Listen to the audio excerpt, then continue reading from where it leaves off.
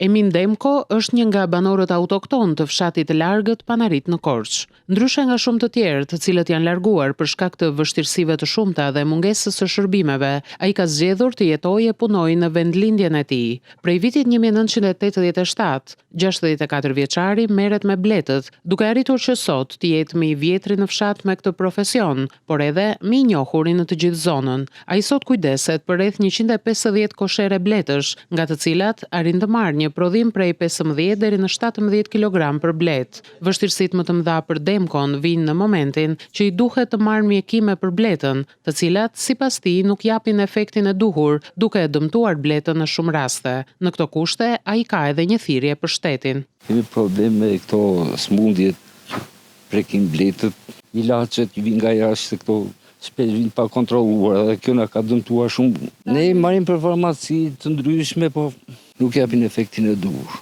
Dhe do të ishte mirë që shteti ta mirte këtë të thirrjen në konsiderat, si unë dhe gjithë bletërësit e tjerë, për arsye që mjekimet jenë të kontrolluara nga shteti. Pavarësisht kushteve klimaterike të vështira të këtij viti, bletëritësi nga Panariti tregon se prodhimi ka qenë i kënaqshëm. Sa i përket shitjeve, ai tregon se tregtarët nuk shkojnë në Panarit, megjithse pjesa më e madhe e rrugës tashmë është e asfaltuar dhe e përshtatshme edhe për mjetet e vogla.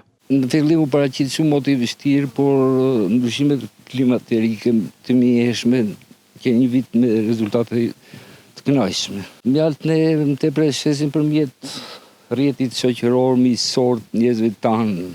Mirë do të ishte të kishte pika grumbullimi edhe ne minim 2 lekë.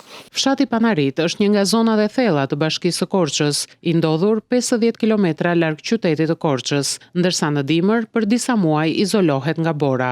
Për këtë arsye, bletërit si Demko thot se së bashku me masat e tjera që i duhet të marrë për familjen, ai duhet të kryej edhe përgatitjet e duhura për dimërimin e bletës.